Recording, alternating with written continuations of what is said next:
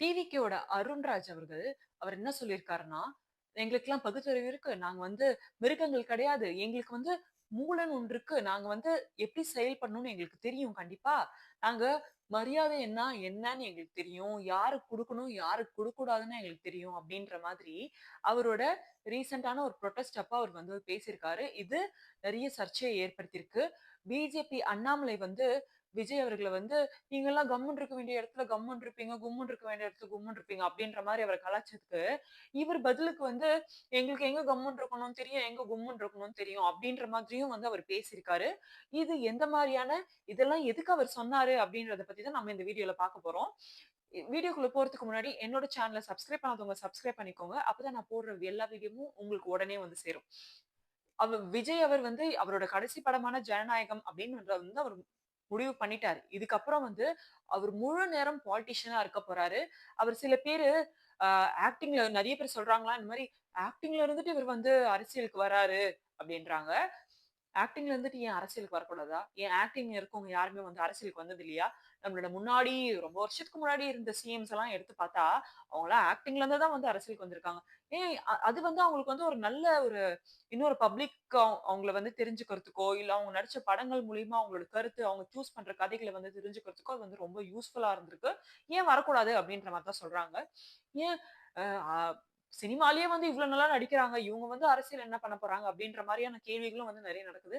சினிமாலயும் நெறைய நல்லா நடிக்கிறாங்க அப்படின்னா, அதுக்கு அருண்ராஜ் அவர் என்ன சொல்லியிருக்காருன்னா, ஆக்டிங்ல இருந்து அரசியல் வரலாம். ஆனா, அரசியல்ல இருக்கவங்களே நெறைய பேர் ஆக்டிங் பண்ணிட்டு இருக்காங்களே, அவங்களலாம் என்ன சொல்வீங்க?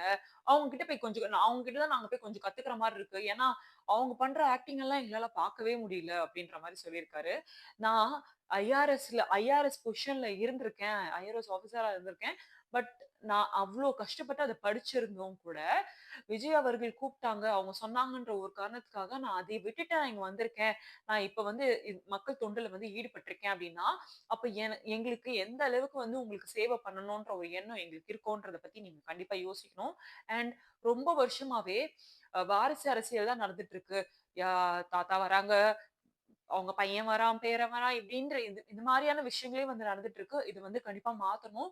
அண்ட் சில பேர் வந்து இத செய்றேன், இத செய்றேன்னு சொல்றாங்க. ஆனா இது செய்றாங்களா? அவங்களுக்கு ஆட்சி வந்துட்ட பிறகு அத செய்றாங்களா? அப்படின்னு கேட்டா வந்து அது கேள்விக்குறியா இருக்குன்ற மாதிரி அவங்க பேசுறதையும் நம்மளால பார்க்க முடியுது. மக்களுக்கும் இந்த மாரியான கருத்துக்கள் ரொம்ப மிக்ஸ்டா நெறையவே இருக்கு.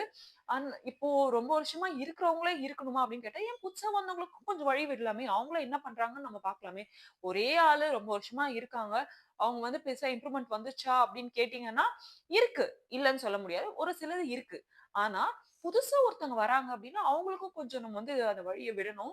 அவங்களும் எந்த அளவுக்கு வந்து அவங்க சொன்னதெல்லாம் கடைப்பிடிக்கிறாங்களா? இல்ல இன்னும் நல்லா நம்ம இம்ப்ரூவ்மெண்ட் ஆகுதா? அப்படின்றது வந்து நம்ம பொறுத்திருந்து தான் பார்க்க முடியும்.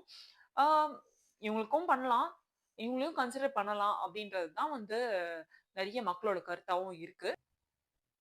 அருண்ராஜ் என்ன சொல்லியிருக்காருன்னா, மக்கள் அரசியலே வந்து எங்க கொள்கையோட ஒரு அடையாளமா இருக்கு. அவங்க என்ன சொல்றாங்களோ, அவங்களோட என்ன கோரிக்கை வைக்கிறாங்களோ, அது எல்லாமே கண்டிப்பா நிறைவேற்றப்படும்.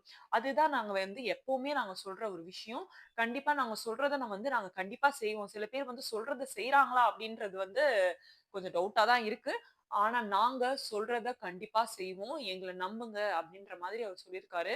இவ்ளோ வருஷம் அவருக்கு சினிமால கிடைக்காத பணமா? இல்ல அவருக்கு இல்லாத செல்வாக்கா? பேர், புகழ் எது அவருக்கு இல்ல? இதுல சினிமால கிடைக்காததா வந்து அவருக்கு அரசியல்ல கிடைக்க போது.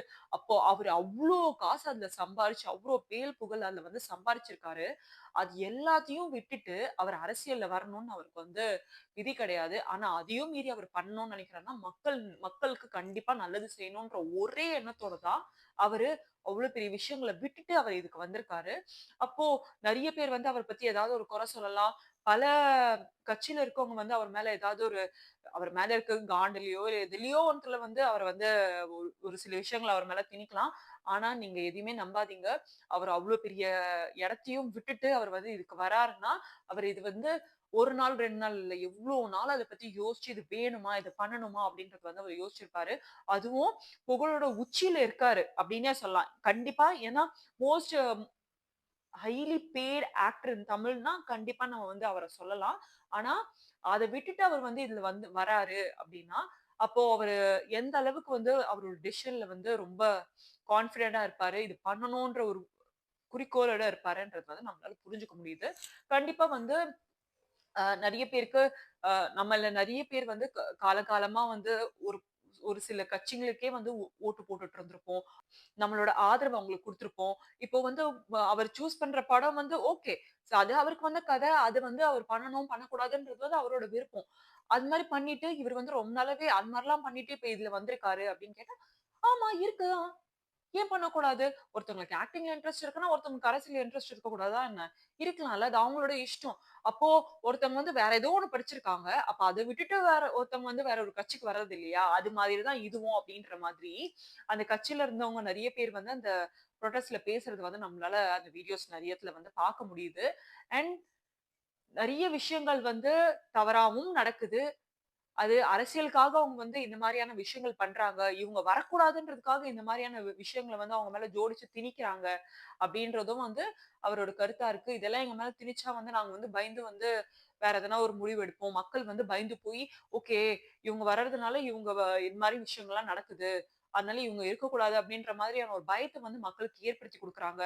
ஆனா நீங்க என்ன பண்ணாலுமே சரி, நீங்க எங்கள எந்த அளவுக்கு நீங்க வந்து எங்கள தள்ளி விடணும், நாங்க கீழ வரணும், எங்க மேல இவ்ளோ ஒரு குற்றச்சாட்ட நீங்க வந்து திணிக்கணும்னு நெனச்சாலும், நாங்க இது எல்லாத்தையும் மீறி நாங்க வெளில வந்துட்டு தான் இருக்கோம். நீங்க என்ன பண்ணாலும் வேலைக்கு ஆவாது.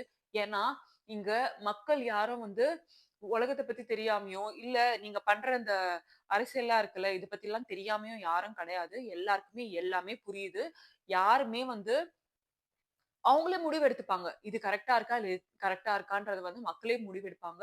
மக்கள் வந்து கண்டிப்பா எந்த ஒரு சைடும் வந்து ஒரு பயாஸ்டா ஒரு இதுவ எடுக்க மாட்டாங்க. ஏன்னா, அவங்க எடுக்கிற டிசிஷன் தான் நாளைக்கு இந்த நாட்டோட தலைமுறையே மாத்தப் போது அப்படின்றது வந்து கண்டிப்பா அவங்களுக்கு தெரியும்.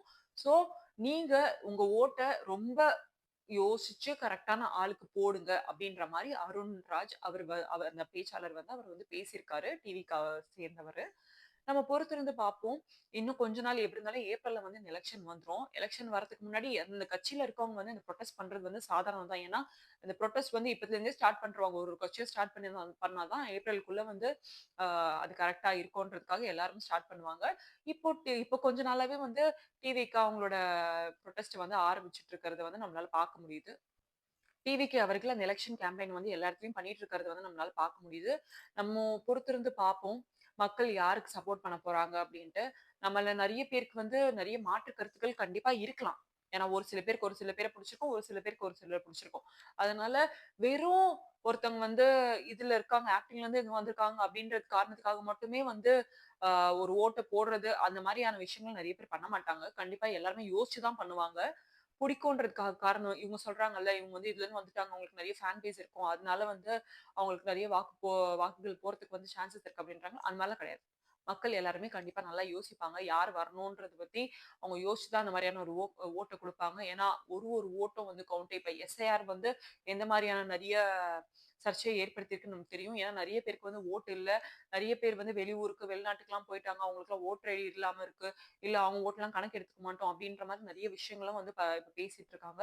இப்போ நெறைய ஓட்டுகளே வந்து இப்ப பற்றாக்குறையா இருக்கிறதுனால, எந்த அளவுக்கு இப்போ எல்லாருமே கண்டிப்பா ஓட்டு போட்டா தான், கண்டிப்பா நம்ம ஆசைப்படுறவங்க வந்து கண்டிப்பா ஜெயிக்க முடியும். அதனால ஓட்டு போடுறது கண்டிப்பா எல்லாரோட உரிமை. தயவு செஞ்சு ஓட்டு போடாம இருக்காதீங்க.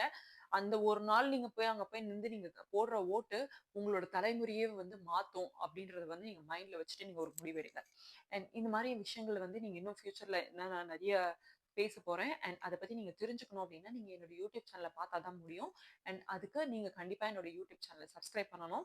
அண்ட் வேற எதனா விஷயத்த பத்தி நான் பேசணும்னு நீங்க நெனச்சீங்கன்னா, என்னோட பெர்சனல் ஹேண்ட்லான காயமேடின்ற இன்ஸ்டாகிராம் அக்கவுண்ட்க்கு நீங்க எனக்கு பெர்சனலா டிஎம் பண்ணலாம். நான் கண்டிப்பா அத பத்தி பேசுவேன். And thank you.